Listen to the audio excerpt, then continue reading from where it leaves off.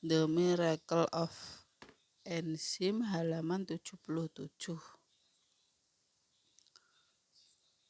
Heartburn terjadi jika asam lambung mengalir naik kembali ke kerongkongan. Kerongkongan rentan terhadap asam karena biasanya lingkungan itu bersifat biasa. Saya ulang, bersifat basa. Oleh karena itu, jika asam lambung terkumpul di dalam kerongkongan secara tidak sadar, orang-orang menelan air liur mereka yang bersifat basa untuk menurunkan asam lambung yang mengalir naik. Namun, jika Anda makan terlalu banyak atau mengalami kesulitan mencerna sehingga menyebabkan asam membengkak dan menjadi sulit untuk mendorong asam itu turun dengan air liur. Hal ini menimbulkan luka-luka seperti lecet yang disebut erosi pada kerongkongan. Dalam keadaan seperti itu, jika asam lambung mengalir naik ke dalam kerongkongan, yang terjadi bagaikan menuang alkohol ke atas luka dan menyebabkan gejala-gejala rasa sakit atau ketidaknyamanan yang secara umum dikenal sebagai heartburn. Dan rasa lega yang Anda rasakan selain meminum antasida disebabkan oleh ditekannya sekresi asam lambung lebih lanjut. Dengan kata lain, untuk mencegah heartburn, yang harus Anda lakukan hanyalah mencegah apa yang ada di dalam lambung mengalir kembali ke dalam kerongkongan. Dan untuk melakukannya, pertama-tama Anda harus menahan diri untuk tidak terlalu banyak makan dan minum, serta mengurangi rokok, alkohol, dan kopi. Satu hal penting lain untuk diingat adalah menyelesaikan makan malam 4 atau 5 jam sebelum pergi tidur sehingga lambung Anda kosong saat Anda pergi tidur.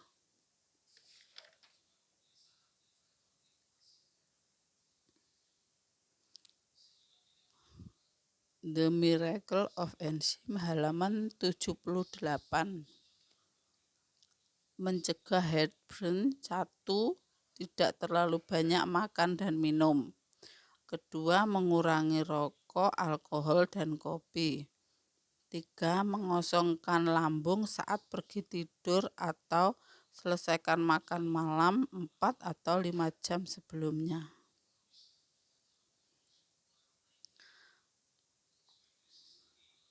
Di permukaan mukosa lambung terdapat tonjolan-tonjolan sangat kecil bernama villi atau jonjot-jonjot yang mengeluarkan asam lambung. Namun, jika seseorang terus-menerus minum antasida untuk menekan sekresi asam lambung, jonjot-jonjot ini menjadi semakin pendek dan semakin pendek saja, sehingga fungsi mereka melemah. Hal ini dikenal sebagai penyusutan mukosa. Sementara penyusutan mukosa berlanjut, mukosa lambung menjadi tipis dan menyebabkan peradangan atau gastritis atrofi. Lambung yang menderita gastritis atrofi dapat dengan mudah menjadi tempat berkembang biaknya Helicobacter pylon dan bakteri-bakteri jenis lain sehingga secara perlahan memperburuk peradangan di lambung dan pada akhirnya menyebabkan kanker lambung.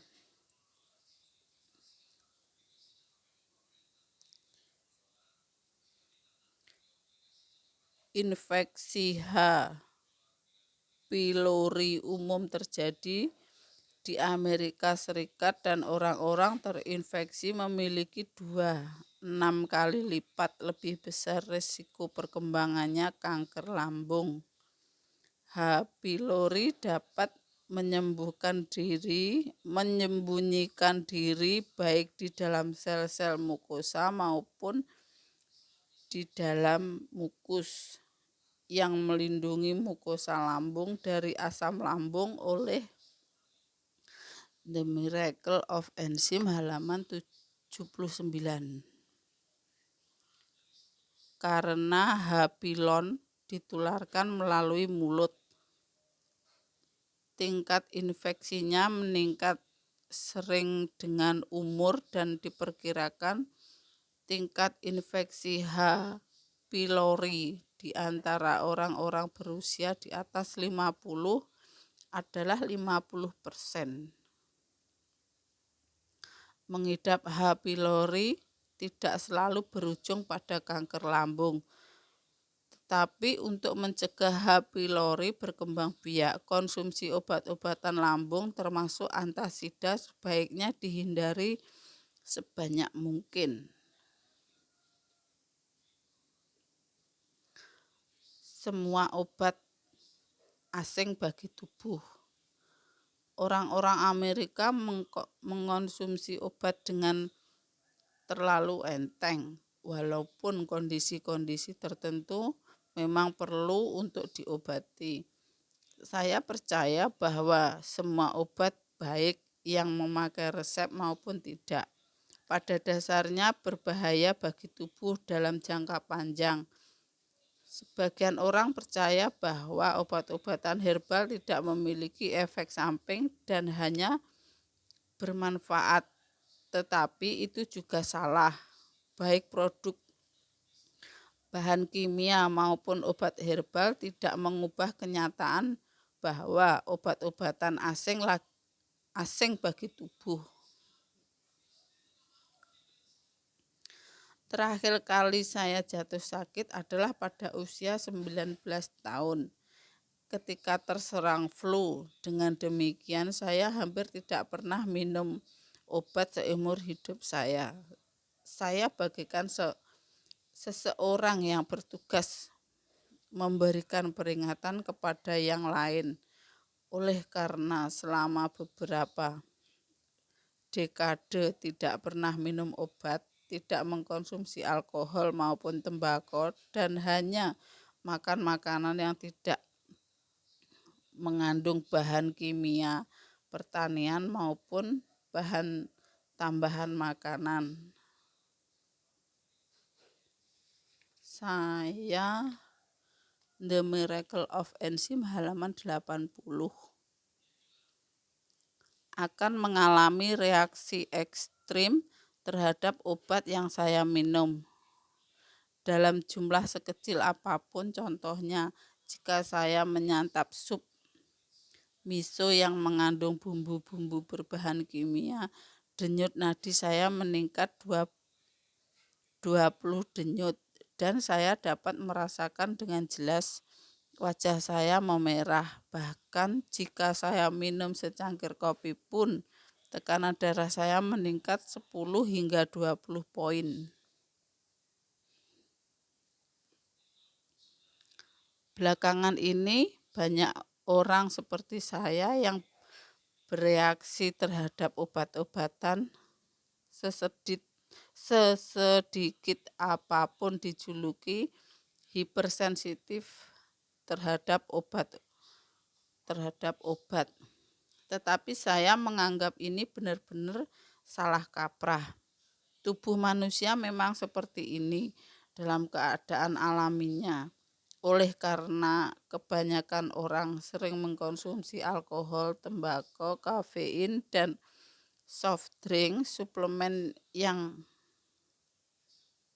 serta menyantap makanan yang mengandung bahan tambahan makanan dan bumbu-bumbu berbahan kimia.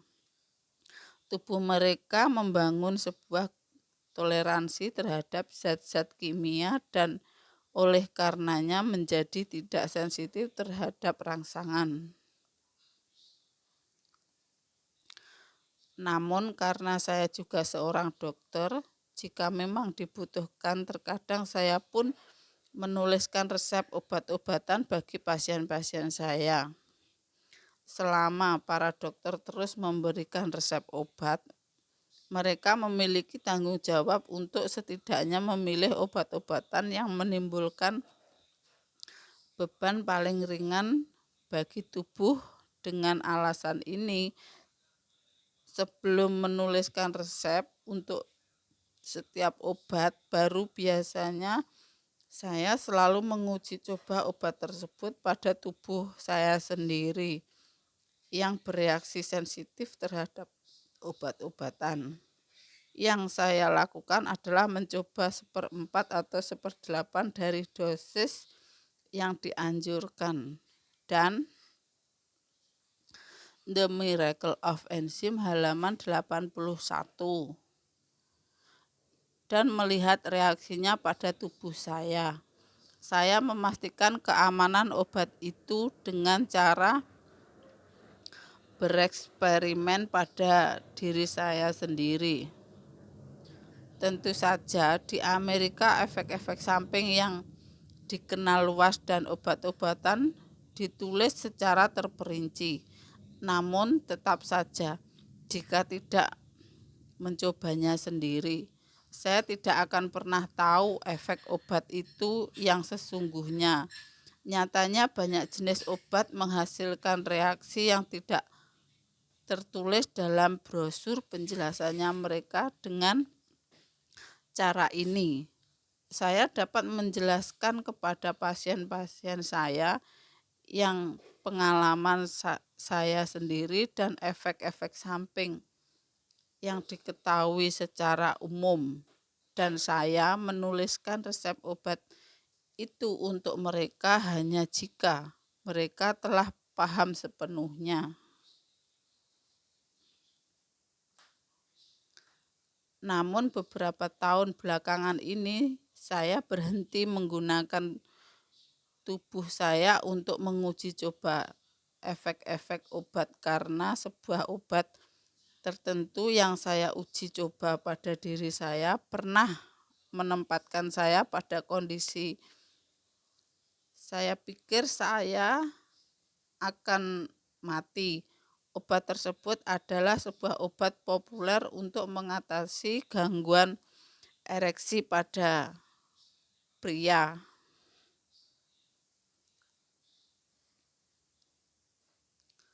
Pada mulanya saya mencoba untuk membelah dosis terkecil yang tersedia, yaitu tablet 50 mg menjadi 1/4 ukurannya. Namun tablet itu sangat keras dan saya tidak dapat membelahnya. Betapapun kerasnya saya mencoba, kemudian saya mengikir sedikit obat tersebut, meletakkan bubukannya di ujung jari saya dan menjilatnya. Walaupun jumlah yang saya telan mungkin tidak mencapai 1/7 bagian dari dosis normalnya, penderitaan yang saya alami sesudahnya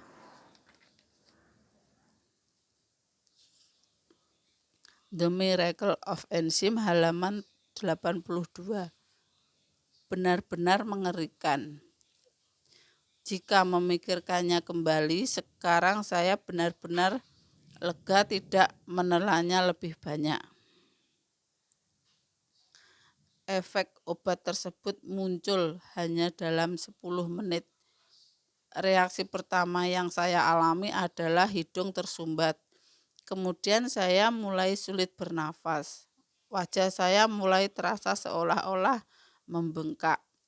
Kesulitan bernafas terus memburuk hingga suatu titik saya pikir saya akan tercekik dan mati. Terus terang, mengalami reaksi adalah hal terakhir yang ada dalam pikiran saya saat itu. Pada saat itu, dengan penderitaan dan ketakutan yang mendalam seperti itu, saya hanya dapat berdoa dalam hati agar saya tidak meninggal saat itu juga. Yang saya pelajari dalam hal ini adalah bahwa semakin cepat efek suatu obat muncul, semakin kuat pula racun yang dikandungnya. Jika memilih obat, harap diingat bahwa obat yang sangat efektif yang menghilangkan rasa sakit dengan cepat jauh lebih berbahaya bagi tubuh daripada banyak obat-obatan lain. Bahkan dengan obat-obatan pencernaan, ada beberapa efek samping yang tak terduga. Contohnya, jika seorang pria sering mengkonsumsi antasida seperti blokade H2, ada kemungkinan ia akan mengalami gangguan ereksi. Ada pula data yang menunjukkan penurunan tajam jumlah sperma. Itulah sebabnya saya tidak melebih-lebihkan saat mengatakan bahwa masalah-masalah yang kita temukan terkait dengan kesuburan pria akhir-akhir ini dapat dihubungkan dengan berbagai antasida keras yang ada di pasaran.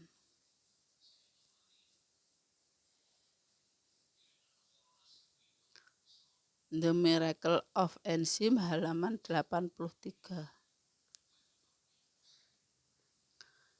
Di antara orang-orang yang biasa menerima resep obat-obatan, ada sebagian yang mungkin tidak tahu obat apa yang mereka minum atau efek dan efek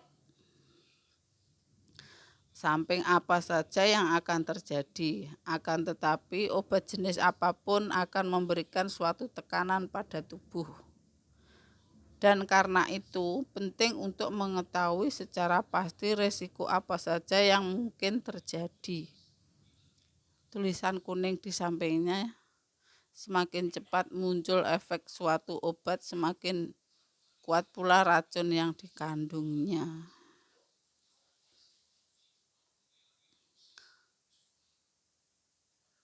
Heartburn atau peringatan oleh tubuh.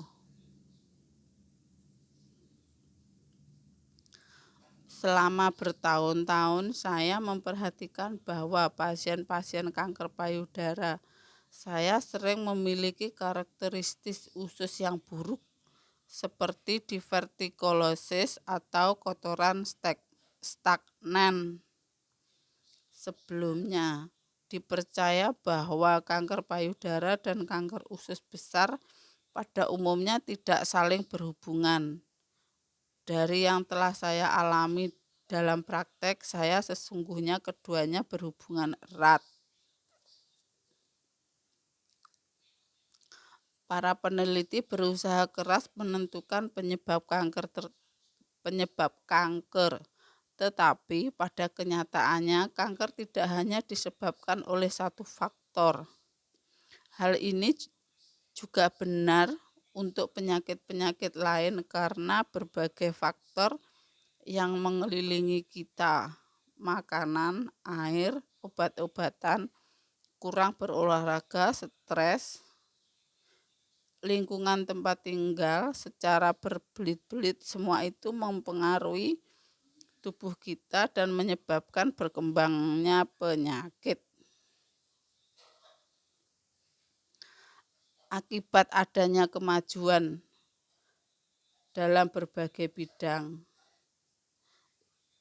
spesialisasi praktek kedokteran, terdapat kecenderungan untuk memperhatikan hanya satu bagian tubuh tertentu pada saat penyakit menyerang. The Miracle of Enzyme halaman 84. Saat pasien mengeluh menderita heartburn, banyak dokter yang memerintahkan mereka mengkonsumsi obat untuk menekan sekresi asam lambung karena percaya bahwa penyebab heartburn adalah hiperkeasaman lambung. Dengan kata lain, para dokter itu itu percaya bahwa produksi asam lambung terlalu banyak dan bahwa kelebihan sekresi itu harus dihambat dengan obat. Memang benar bahwa jika Anda menghambat sekresi asam lambung, gejala-gejala heartburn akan hilang. Namun, seperti yang telah saya bahas sebelumnya, bentuk pengobatan seperti ini akan menyebabkan kerusakan serius dan menimbulkan tekanan pada seluruh bagian tubuh yang lain. Saya rasa pemikiran bahwa heartburn aliran balik asam dan kesulitan mencerna merupakan akibat dari hiperkeasaman lambung adalah salah. Sesungguhnya tidak ada yang namanya terlalu banyak asam lambung. Asam lambung diproduksi karena diperlukan untuk menjaga keseimbangan dan kesehatan tubuh secara keseluruhan. Mengambil alih mekanisme tubuh yang begitu alami itu dengan obat-obatan, saya percaya Anda hanya akan memperpendek masa hidup Anda. Tubuh manusia terdiri dari sistem yang sangat rumit, yang berada dalam keseimbangan yang rapuh. Sistem ini juga berfungsi dalam masing-masing dari kira-kira 60 triliun sel yang menyusun tubuh manusia. Jika serius akan kesehatan Anda, renungkan tubuh Anda dimulai dari tingkat selnya.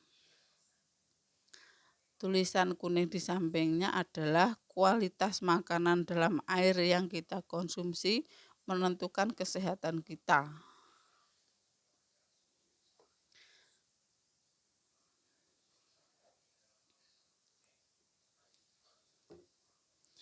The Miracle of Enzyme halaman 85. Sel-sel kita selalu digantikan oleh sel-sel baru. Sel-sel di beberapa bagian tubuh tergantikan seluruhnya oleh sel-sel baru dalam beberapa hari. Sementara di bagian-bagian lain, prosesnya dapat memakan waktu hingga beberapa tahun. Pada akhirnya, semuanya akan tergantikan. Sel-sel baru ini terbuat dari air dan makanan yang kita makan sehari-hari. Berdasarkan hal ini, kita dapat mengatakan bahwa kualitas makanan dan air yang kita konsumsi menentukan kesehatan kita. Oleh karena itu, sistem pencernaan yang menyerap makanan dan air adalah fondasi tubuh kita. Jika kualitas makanan dan airnya buruk, sistem pencernaan kita lah yang menderita pertama kali. Kemudian unsur-unsur buruk yang terserap diangkut melalui pembuluh darah ke semua sel di seluruh tubuh. Tidak peduli betapapun buruknya bahan-bahan penyusun itu, sel-sel hanya dapat menggunakan bahan-bahan yang dikirimkan tersebut untuk membentuk sel-sel baru. Dengan demikian, kualitas makanan dan minuman menentukan kesehatan seluruh tubuh. Setelah menemukan bahwa karakteristik usus dan lambung mencerminkan kondisi kesehatan seluruh tubuh, saya meminta pasien-pasien saya untuk mengisi kuesioner mengenai jenis makanan dan gaya hidup mereka. Hal ini agar saya dapat mempelajari apa yang baik dan buruk bagi tubuh tanpa dipengaruhi oleh pengetahuan umum yang saya miliki hingga saat ini. Saya dapat mengambil keputusan saya sendiri dengan mengamati hasil-hasil klinis saya yang terjadi dalam tubuh manusia berbeda dengan The Miracle of Enzyme halaman 86 yang terjadi dalam percobaan di laboratorium. Satu-satunya cara untuk mengungkapkan kebenaran adalah dengan menanyakannya langsung kepada tubuh Anda.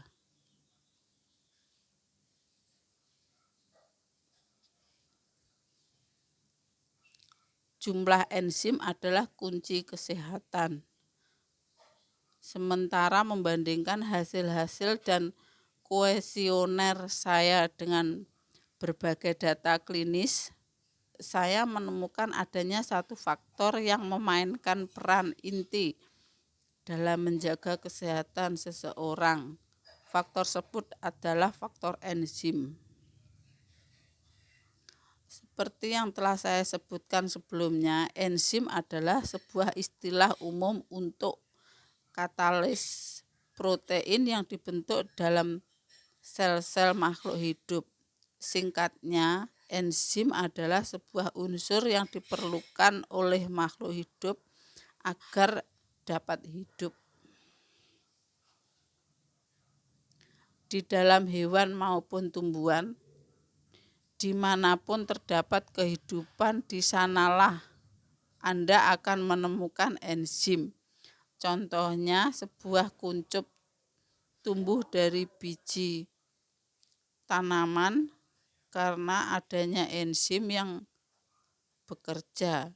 Enzim juga yang bekerja ketika kuncup itu tumbuh menjadi sebuah daun. Aktivitas tubuh kita juga didukung oleh banyak enzim. Pencernaan dan penyerapan metabolisme sel-sel lama yang digantikan oleh sel-sel baru. Penguraian racun dan detoksifikasi. Semua adalah hasil fungsi enzim.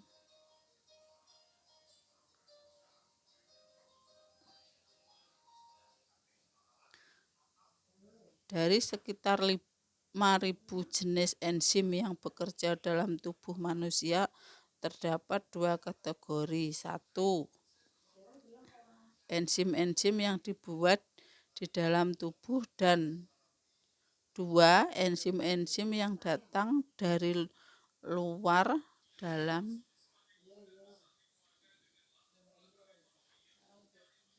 The Miracle of Enzyme halaman 87. Bentuk makanan. Di antara enzim-enzim yang dibentuk di dalam tubuh, sekitar 5.000 jenis dibuat oleh bakteri-bakteri usus. Satu kesamaan antara orang-orang yang memiliki karakteristik lambung dan usus yang baik adalah bahwa mereka menyantap banyak makanan segar dan mengandung banyak enzim. Hal ini tidak baik berarti mengkonsumsi enzim dari luar, tetapi juga menciptakan lingkungan usus yang kondusif bagi bakteri-bakteri usus untuk memproduksi enzim secara aktif.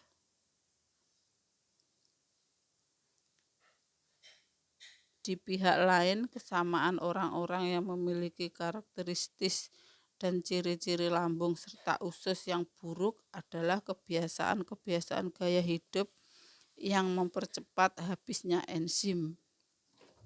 Kebiasaan menggunakan alkohol dan tembakau, terlalu banyak makan, mengkonsumsi makanan yang mengandung bahan tambahan makanan, lingkungan yang menyebabkan stres, dan penggunaan obat-obatan. Semua menguras enzim dalam jumlah besar. Hal lain yang mengkonsumsi enzim dalam jumlah besar termasuk diantaranya menyantap makanan basi yang memproduksi racun dalam usus besar. Terkena sinar ultraviolet dan gelombang elektromagnetik yang menghasilkan radikal bebas sehingga memerlukan detoksifikasi oleh enzim dan stres secara emosi.